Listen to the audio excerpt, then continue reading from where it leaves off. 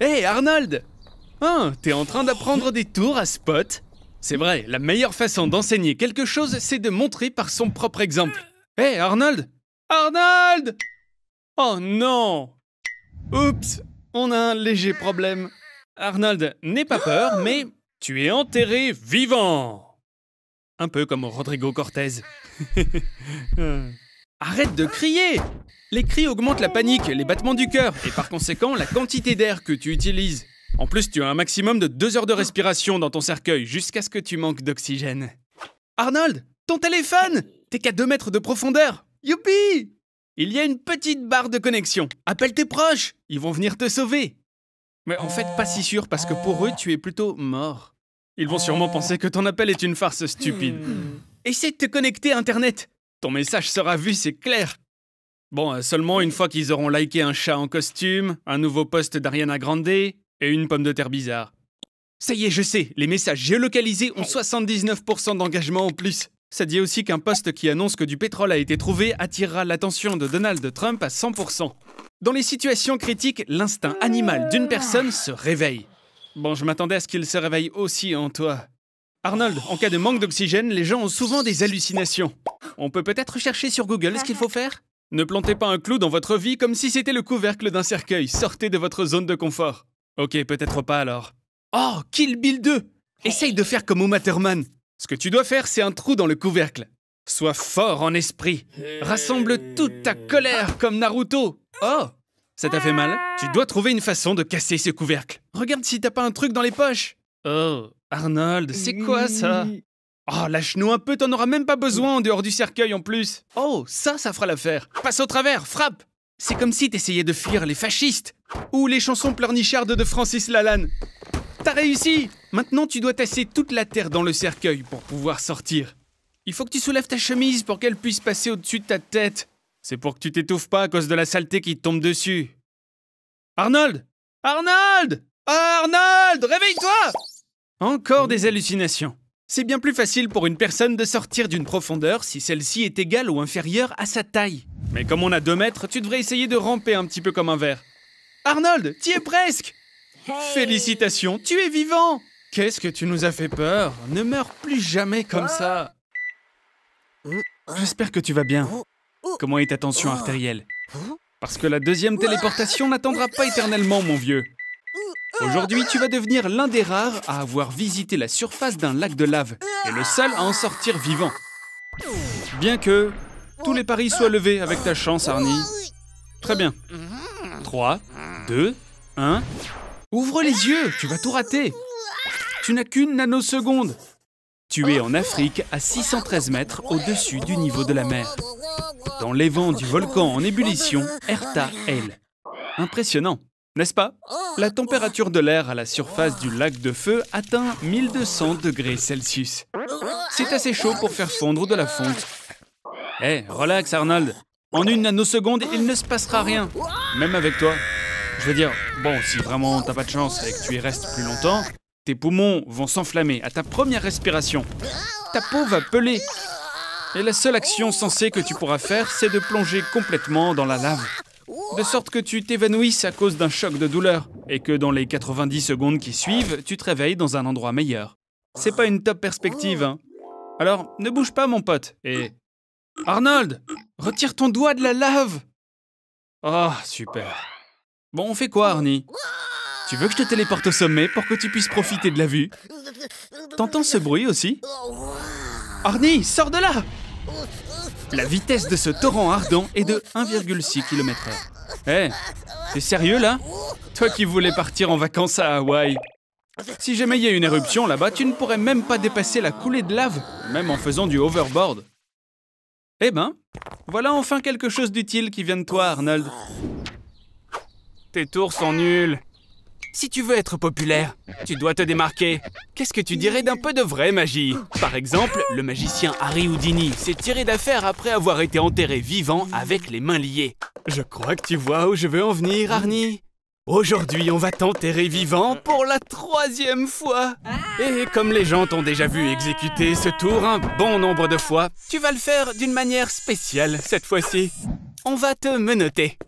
Et le cercueil sera en métal. Ok Arnie, mon pote, tu es prêt? Allez, entre. Lors des enterrements précédents, tu as déjà appris la règle la plus importante. Tu dois respirer calmement et profondément afin de conserver ton oxygène. Ok, bon, allez, maintenant arrête d'être calme comme ça. Il faut retirer ces menottes. C'est une chose plutôt simple. Il suffit de casser un doigt de chaque main pour pouvoir les glisser à l'intérieur des menottes. Oh, allez, arrête de te plaindre, Arnie. Il te reste encore 2 doigts, ça va, non? Utilise ta ceinture ou ta montre pour essayer d'ouvrir le couvercle. Un cercueil en métal a des points faibles tout le long des bords. Non, Arnie, en fait, je plaisante. Tu peux pas casser le métal, espèce d'imbécile. Il y a 2 mètres de terre au-dessus de toi qui font pression avec une masse de presque 2 tonnes et demie. Donc, ce 3e enterrement sera probablement ton dernier. Arnie? Arnie? Arnie, tu es où? Un sacré petit coquin, va. Eh oui, tu es vraiment Arnie Houdini. De la même façon, Harry Houdini a grimpé par un compartiment secret dans la paroi du cercueil et est entré dans un tunnel. Et puis, par une trappe dans la tombe, il s'est laissé tomber sur le cercueil depuis le haut. Et s'est recouvert d'une couche de terre de 50 cm. Mais où est la trappe, Arnie? Surprise! Et tu pensais quand même pas que je te laisserais sortir si facilement, hein? Allez, remonte à la nage, Arnold, avant que le béton ne prenne. Oh, ah ouais, j'avais oublié de te dire. La solution de béton, en interagissant avec l'eau, va former des molécules alcalines. Et comme il y a beaucoup d'humidité dans ta peau, alors, eh bien, comment dire, ça va faire mal. Félicitations, Arnold. Tu as réussi. Tu as encore une fois attiré toute l'attention sur toi. Profite de ta gloire.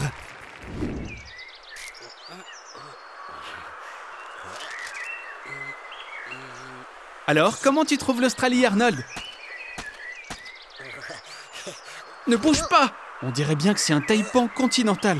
Oh, abruti, c'est le serpent terrestre le plus venimeux de la Terre. Le venin du taipan est 180 fois plus toxique que celui d'un cobra. Une goutte de la taille d'une tête d'épingle peut tuer 1000 rats.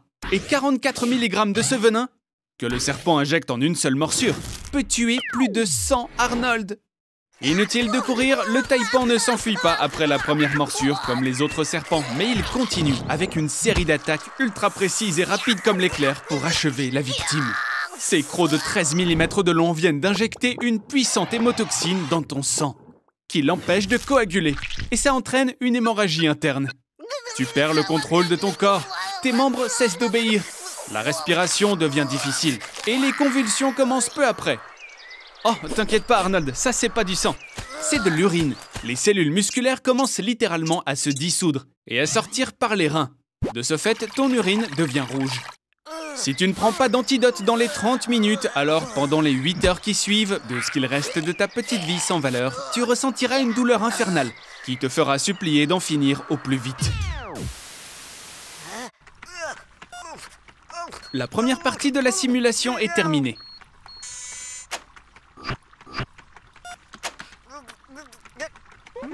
Et un souffle de plus. Bravo Arnie, tu viens d'inhaler exactement 2,5 grammes de mercure. Tu peux en trouver autant dans 2 thermomètres à mercure si tu respires leur mercure évaporé lorsque tu inspires, tout comme tu viens de le faire à l'instant. Ou si tu remplis une petite pièce de thermomètre et que tu les piétines à fond. Il te faudra environ 1 heure et 250 000 thermomètres pour pouvoir respirer la même dose de mercure et mourir. Ça aussi, c'est du mercure, imbécile! Si tu bois un verre de mercure ordinaire, le maximum qui puisse t'arriver, c'est que tu risques d'avoir de graves troubles gastriques et la diarrhée. Mais si ce mercure est fragmenté, alors tu vas mourir dans la douleur. Lorsqu'elles sont ingérées, de minuscules gouttelettes forment des sels solubles dangereux. La température de ton corps s'élève à 40 degrés Celsius. Tu commences à frissonner et ta poitrine et ton estomac se déchirent sous l'effet de la douleur. Il ne faut pas oublier non plus d'ajouter à ce mélange une salivation extrême, des vomissements et de la diarrhée. Si on ne te fait pas un lavage d'estomac immédiatement, la mort viendra après 10 à 30 jours de douleurs vraiment atroces. La deuxième partie de la simulation. Un virus s'est introduit quelque part. Ne bouge pas, Arnold! Ne bouge pas! Oups. Tout va bien, Arnie. Il faut d'abord que tu découvres ce qui ne va pas. Alors, sors de la cabine. Sors! Oui, il y a bien 3 câbles qui retiennent ton ascenseur, et il y a peu de chances qu'il soit le problème du jour. Un seul câble serait même assez solide pour supporter le poids de 4 vaches, 3 ours polaires ou un hippopotame. On peut même dire que la probabilité que les 3 câbles se rompent simultanément est quasiment nulle. On dirait que nous avons plutôt un problème avec le moteur. Arnold, recule, sinon tu risques de prendre feu. Des câbles métalliques avec un contrepoids sont reliés à la cabine de ton ascenseur. Lorsque le moteur s'active, l'ascenseur monte ou descend. Il semble que la cabine soit déjà retenue par le premier frein. Ce frein se trouve à l'intérieur du moteur et se serre immédiatement sur le câble au moindre signe de rupture. Ne panique pas, Arnie, nous avons un autre frein, le frein de sécurité, là-dessous, sous la cabine. Si la vitesse de l'ascenseur augmente, le frein de sécurité se serre et l'ascenseur s'arrête. Le danger est passé. Arnold, je pense que tu as eu de la chance. J'ai une idée. Prépare-toi à tomber. Arnold, t'es en train de saper la réputation de notre chaîne scientifique, là. Ça n'est pas parce que tu es en apesanteur que tu peux t'échapper en sautant. Si à ta place, on avait décidé de mettre une personne plus athlétique, alors peut-être qu'il pourrait sauter. Mais cette tête s'écraserait sur le plafond de l'ascenseur. On dit que tu peux t'allonger sur le sol en répartissant la force de l'impact sur tout ton corps. Mais, hélas, cet atterrissage ne sera pas aussi doux. L'impact avec le sol à une vitesse de plus de 60 km/h ne fera rien d'autre qu'une épave en fer de cet ascenseur. Donc imagine une seule seconde ce qui arriverait à ton corps dans ce même ascenseur.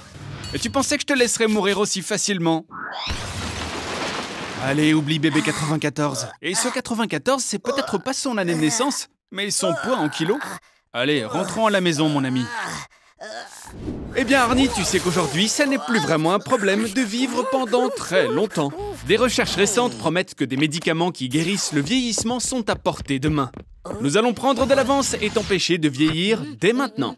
Est-ce que t'es prêt à vivre pendant 1000 ans? D'abord, une petite injection. Alors, parlons d'abord de ce que tu aurais à offrir à l'humanité avec cette vie de 1000 ans. Ouais, rien, sauf peut-être 230 kilos de peau que ton corps ne cesserait de développer, ce qui pourrait éventuellement couvrir un terrain de football et demi. Et puis, il y a tous tes cheveux aussi, dont la longueur serait égale à la hauteur de 10 statues de la liberté. C'est peut-être le mieux que tu puisses offrir.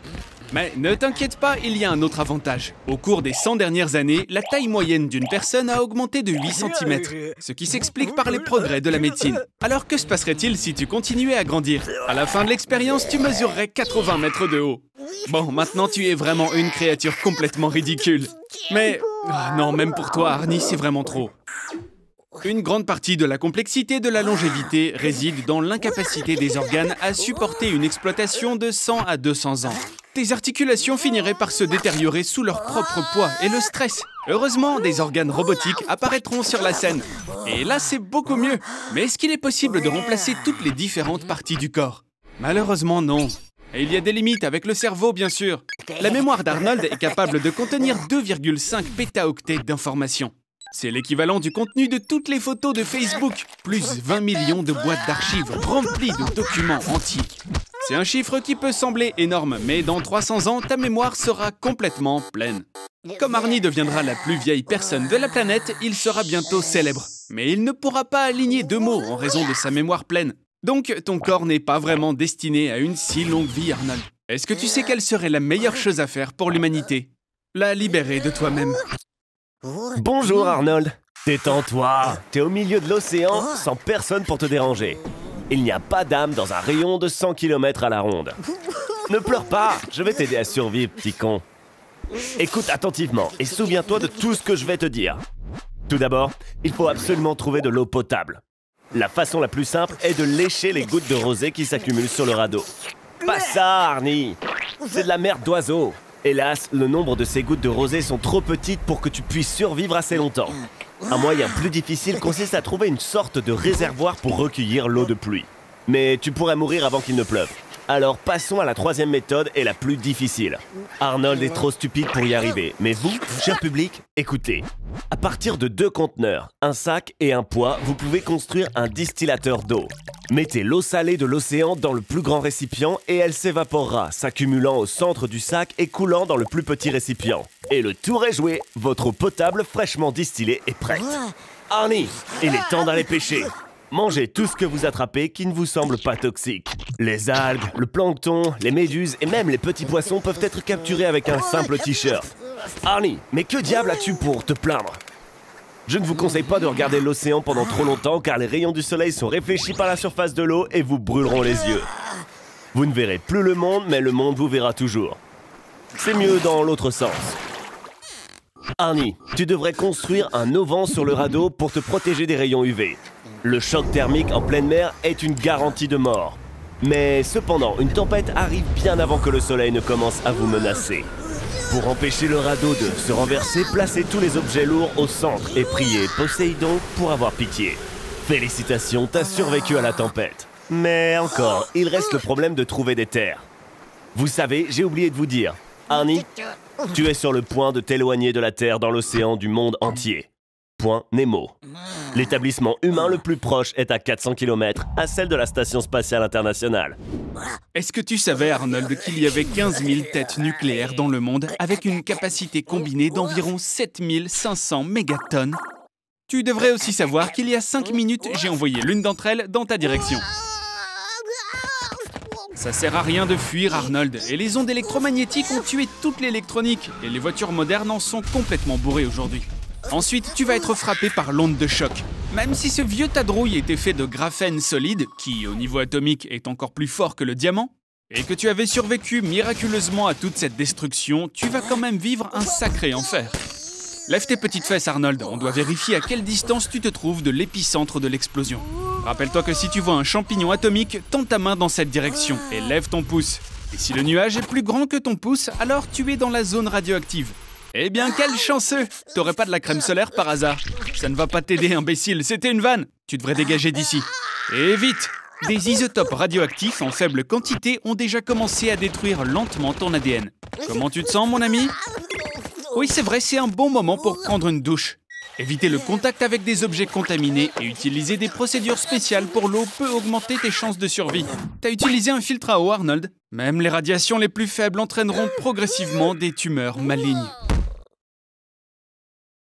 Eh bien, félicitations, tu as survécu à une attaque nucléaire et maintenant tu n'as plus besoin de costume pour Halloween. Mais ça n'est pas la fin. Si quelqu'un dans le monde lance un missile avec une tête nucléaire, l'effet domino va suivre. Toutes les puissances nucléaires du monde lâcheront leurs chiens de guerre. Puis viendra la véritable apocalypse, Arnold. L'ère de l'humanité va probablement se terminer. Tu vas mourir, mon ami. Il est temps de sortir de cet univers. Un beau jour qui ne présentait pourtant aucune catastrophe à la ronde. Arnold se retrouve enfermé dans un supermarché jusqu'à la fin de ses jours. Vous vous demandez peut-être pourquoi. Et la réponse est tout simplement parce que... Je voulais juste l'enfermer dans un supermarché. Ici, tu peux manger des bonbons ainsi que des barres chocolatées tout au long de la journée. Tu peux pousser ton chariot à travers le magasin. À ta disposition, tu trouveras des articles de loisirs, de sport, de vêtements et même des médicaments. Il y a en moyenne 120 000 produits différents dans un supermarché, ce qui va te donner environ 50 ans de vie sans souci. Mais malheureusement, sans électricité non plus. Et une grande partie de ces biens seront périmés le lendemain. À température ambiante, la tonne entière de lait qu'il y a dans la boutique sera périmée au bout de 18 heures. Poulet frais, porc et bœuf frais seront périmés en un jour. Les gâteaux et pâtisseries tiendront un peu plus longtemps, peut-être 36 heures si t'as de la chance. Tu peux essayer de le conserver. Tu pourrais saler le poisson et faire sécher le pain. Cela rallongera leur durée de consommation de plusieurs années. Mais profite bien du présent, Arnold. Après une semaine, les fruits et les légumes périmeront aussi. Et tu devras passer aux céréales. Mais leur préparation va épuiser au moins 10 ans du stock de l'eau potable. Tu peux essayer d'augmenter ce stock en filtrant de l'eau avec le charbon du rayon jardinage et en la nettoyant ensuite avec de l'argent. Ok, donc, à partir de maintenant, la nourriture en conserve est ton repas quotidien. Le ragoût de bœuf se conserve quasiment indéfiniment si la boîte n'est pas endommagée. Ainsi que les cornichons et les tomates, qui peuvent être source d'eau supplémentaire. Donc, les 3 tonnes de produits en conserve qu'il y a dans le magasin peuvent te durer environ 8 jours. Ensuite, la dernière ressource de nourriture sera...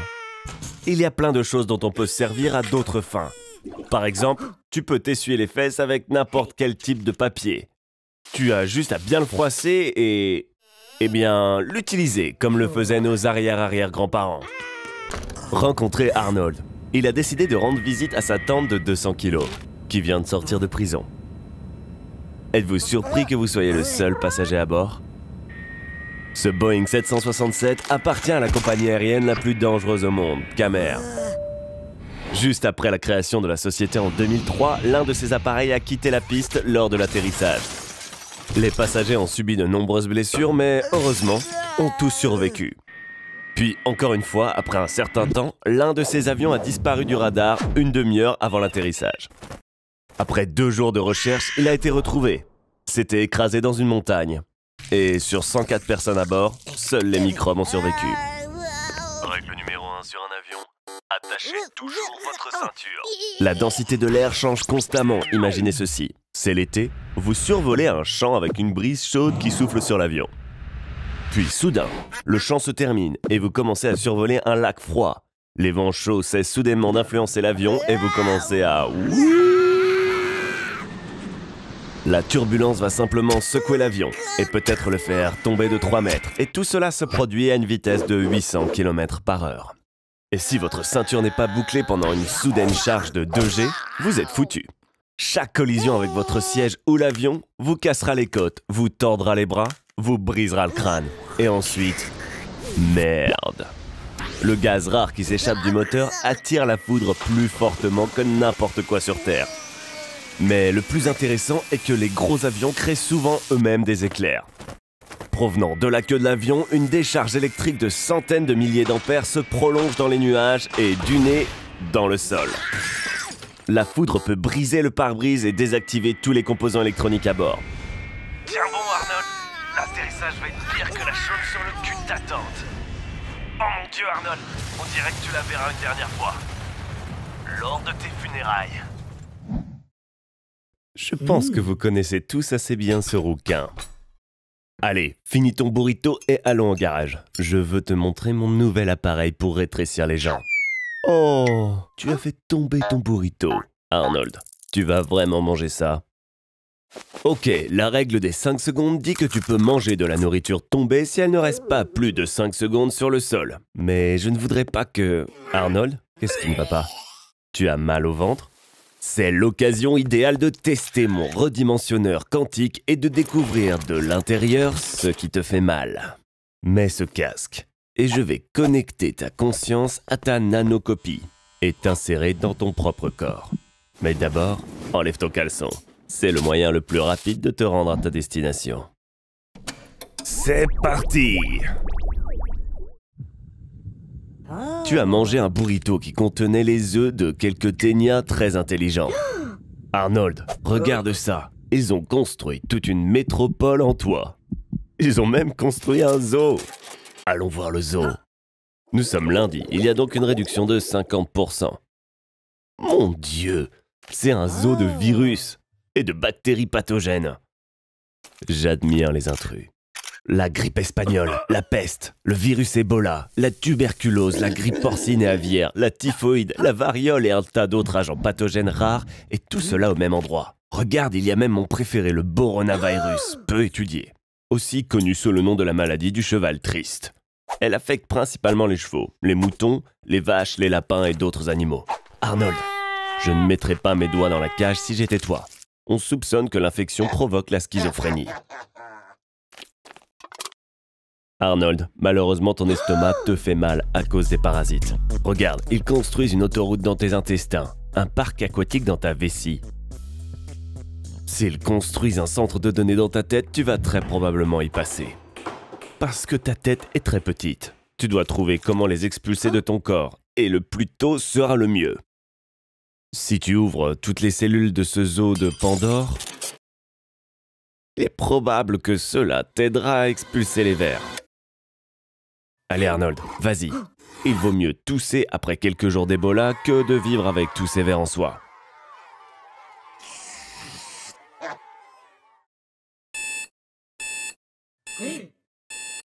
Félicitations Arnold pour l'exil héroïque de tous ces parasites. J'espère que ton système immunitaire pourra faire face à une telle ménagerie de maladies. En train d'être un astronaute expérimenté.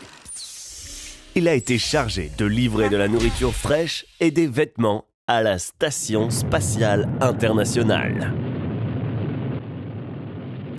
Arnold, arrête de manger la nourriture qui est destinée à l'équipage.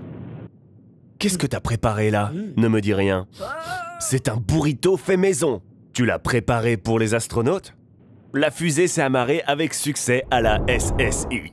Prépare-toi. Pour ouvrir la porte, tu dois appuyer sur le bouton vert. Dans 3, 2, 1... Le bouton vert! Arnold! Vert! J'ai un doute sur le fait que les astronautes vont se précipiter à ta rescousse, après ce que tu as fait avec la nourriture. T'as assez d'air pour 8 heures. D'une manière ou d'une autre, tu vas devoir te rendre à la SSI par toi-même. Remuer ton corps ne servira à rien. Même si tu cours comme Sonic le hérisson, ton corps restera ici même. Donc, voici de véritables conseils pour bouger dans l'espace. La première option est d'utiliser l'air de ton réservoir d'oxygène. Dans ce tube, l'air circule à une vitesse de 50 km par seconde. Ce type d'énergie, en seulement 60 secondes, t'enverra à 3 km d'ici. Mais cela réduira significativement votre réservoir d'air. Donc, passons à la seconde option. Le burrito. Tu l'as emballé dans de l'aluminium. L'aluminium est un excellent réflecteur. Si tu fais une petite voile avec la feuille, les particules de lumière réfléchiront dessus. Cela te donnera un élan te permettant de bouger à travers l'espace. Tu as entendu ce que je viens de te dire sur la voile? Fils de poubelle. Ouh, on peut se servir de ça aussi. Les gaz sortent du corps humain à une vitesse de 3 mètres par seconde. Ils peuvent remplir un ballon entier en un jour. Vous avez juste à trouver un moyen de les laisser sortir. Arnold, que fais-tu?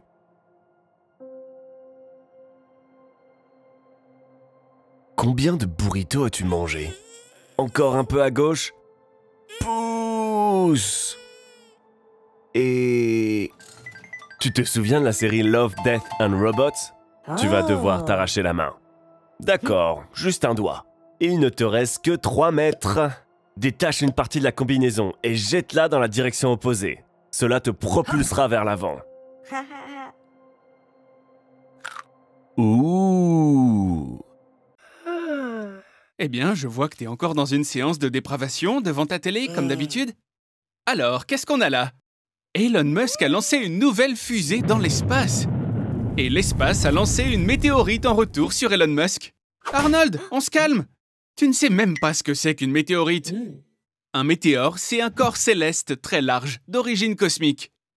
Leur masse peut varier de quelques grammes à quelques milliers de tonnes.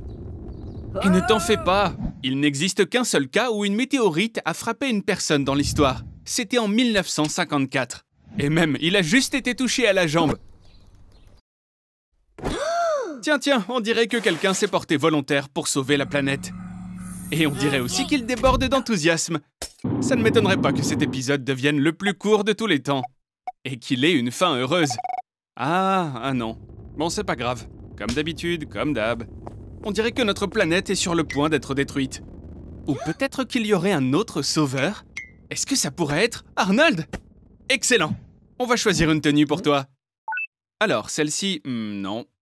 Ça, certainement pas. Oh non, surtout pas ça. Voilà, celle-là. C'est celle-là qu'il te faut. En fait, on pourrait se contenter de ce projet de SpaceX appelé DART. En 2022, il est prévu de lancer un vaisseau spatial qui pèse 500 kg pour qu'il percute un astéroïde nommé Didymos, et ce à une vitesse de 6 km par seconde. Le pilote automatique n'a pas encore été installé, donc tu vas devoir piloter manuellement, et ainsi devenir un vrai héros. Oh, waouh! Arnold, t'as réussi à survivre. Bon, à peu près comme toutes les autres formes de vie les plus minables, comme les microbes. Mais à présent, on a un petit problème avec l'eau. Après qu'une météorite de 100 km de diamètre ait frappé la Terre, l'onde de choc a détruit presque toute vie, sur un rayon de 100 000 km² autour. Il y a eu une énorme libération de soufre, et la poussière et les cendres de toute cette destruction se sont élevées dans la haute atmosphère, et ont bloqué l'accès aux rayons du soleil. Tu dois avoir faim. C'est bien que tu aies gardé ta nourriture spatiale dans la fusée. Y avait pas de nourriture? Oh, ça c'est terrible. Parce qu'il n'y a plus de nourriture sur Terre non plus. En tout cas, c'est bien que tu portes une combinaison spatiale ici, car il fait moins 50 degrés dehors. Et il ne faudrait pas marcher ici très longtemps. Attention! J'avais oublié de te prévenir, mais les cafards aussi ont survécu. Et on dirait aussi qu'ils ont muté, juste un tout petit peu. Tu ferais mieux de courir. Vers l'infini et au-delà!